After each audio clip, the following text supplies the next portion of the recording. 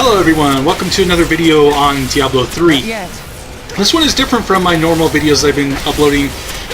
Probably I only have one or two uploaded so far on the Necromancer series. This is actually using my main account. Not ready yet. And I'm using the Condemn build for the Templar to push greater rifts at the moment.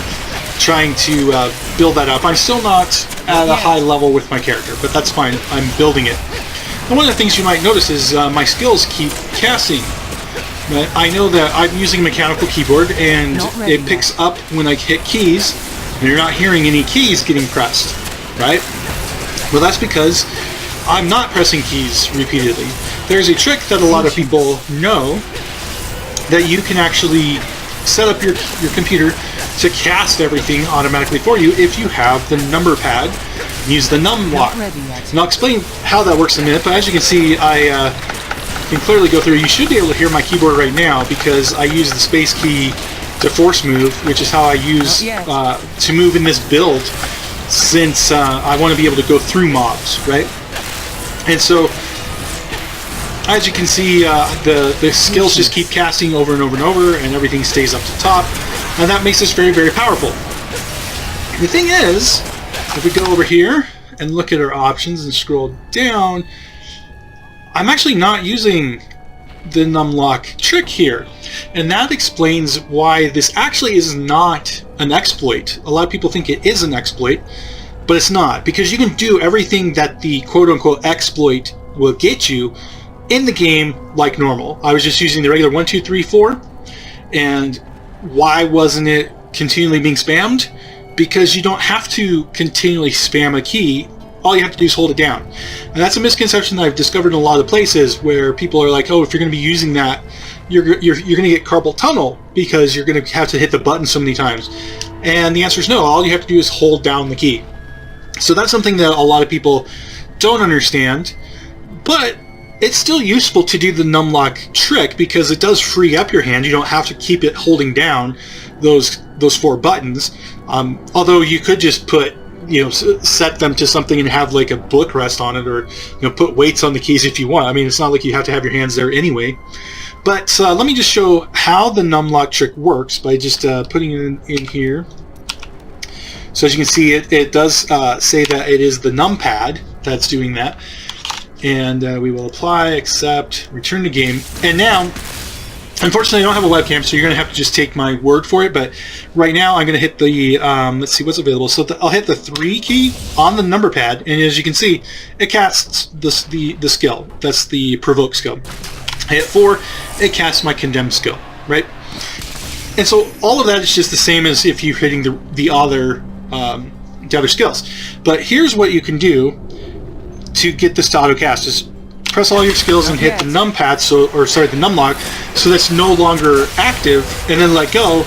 As you can see right now, you can hear I'm clapping my hands, snapping my fingers, because I'm not using my hands to hold down the keys. And now I can move with one hand still free, but it really hasn't gotten me anything. The gameplay is exactly the same, and if I want to force move, I still have to hit the space key, right? So let me explain why this trick works. I'm going to go ahead and turn it off so that's not so loud. I've actually already turned the sound effects way down on this because having that going while you're running a rift is kind of annoying, hearing that repeatedly. But let's get to why this trick works. What is the thing that's happening in order to get this to work? And that also will help explain why it's not really an exploit. So when Blizzard created this program, they had to do a lot to build different things, obviously the assets of the game, the interface. But one thing they did not do is create your drivers and things like that to interface with every single keyboard that exists. It's actually pretty ludicrous to expect them to do that, especially because your operating system already does it for you. That's why you can use your keyboard in things like Microsoft Word and going on the internet, things like that. And your mouse works the same way. It's because the manufacturers of those devices give you drivers that lets the operating system understand how it's working, and all Blizzard does is it asks the operating system to give it feedback as to when you're pressing certain keys. So for example, when I hit the 1 key, my operating system, which is Windows 10, it has an event log that registers. It takes the event and says the numpad key 1 was just pressed. It's called a key down event. When you let go of the button, it's called a key up event. And those two are the only things that Blizzard is looking for. Has there been a key down sent, and has there been a key up sent? If you hold down a button, not yet. So the key 1 right now, I'm holding it down. It's got the key down event that is registered, but it doesn't have a key up. So Blizzard is saying, it just says, not ready keep yet. doing this. It thinks that I'm trying to cast again, which I am. And since the cooldown is faster than how long this law that I'm using for the skill 1 is in effect, you hear this is not yet ready. Right now I've let go, and it no longer tries to trigger it, as you can see right there. So the reason why it stopped trying to trigger it is because I registered the key up event. What happens when you press the keys down with NumLock on and then turn NumLock off and then let go of the keys is the key up events are not the same keys as the key down event. So let me use condemn really quick. So if I hit 4 on the number pad, it will register key down 4, but when I turn off the numpad and let go, it will say that the key up is the left button. So to demonstrate that, hit 4, turn off numpad, let go, and now it continues to cast condemn repeatedly until I run out of wrath, right? And then I'll turn it off. And the way to turn it off, you turn your NumLock back on and hit the 4 key. And when you let go, it sends the key up event for that 4 key. And then it stops the animation because the program just says, hey, it's no longer being pressed. In other words, when Blizzard is checking if a key has been pressed, it's not checking if it's actually being held down right now. It's only looking, was a key down event sent, and has a key up event been sent afterwards.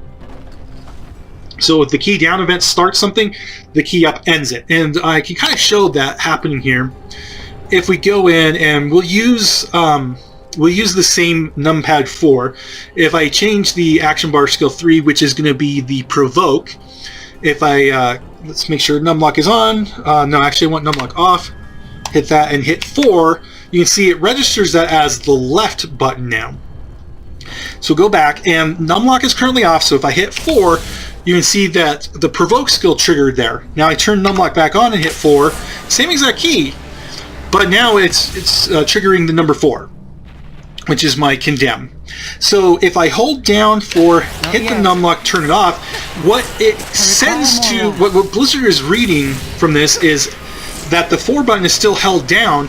It did send a key up event for the provoke, but provoke wasn't doing anything, so it just ignored it. There's nothing that it can do if the animation is already turned off. But right now, condemn, as you can see, is still autocasting once it gets enough wrath for it to actually use the skill. If I want to turn this back on, then I have to turn back on the NumLock and hit 4 so it registers the key up. Now, before I do that, let me leave NumLock off and then hold the 4 key, turn NumLock on, and then let go of the 4 key. Now, what you can see is because the 4 key was down, it registered the left as being down, but the up for the left was never registered. So 3 is now on the cycle. So my provoke is continually casting because that's what I told it. I said the left key was pushed down, but then I switched over to the number pad to let go of the 4. You can see condemn is no longer casting because it got the key up event for 4. But the key up event for the 3, which is actually the left now because of the NumLock, I know it's a bit confusing, but hopefully that makes sense. That has been triggered, that has said key down, and if I turn off NumLock, hit that, and let go, now it knows the key up event has been sent, so it's no longer there. But again, you don't actually have to set any of these to get the same behavior. Let me we want to turn that back to 3 and then 4 there. The only benefit that you really get from this is that you do have a hand free when you push all of them down, hit NumLock, let go. Now it's in its cycle. All my skills are there, and my left hand is now completely free. I don't have to do anything with those 1, 2, 3, and 4. I could literally just hold them down and get the same exact effect. The only difference, again, is the comfort of having my hand available. And in fact, I played a lot with just holding down the keys. Let me go ahead and turn these off so it's not so loud. I played with just holding down the keys, and as I'm spamming the force move to keep going, then my thumb does get tired.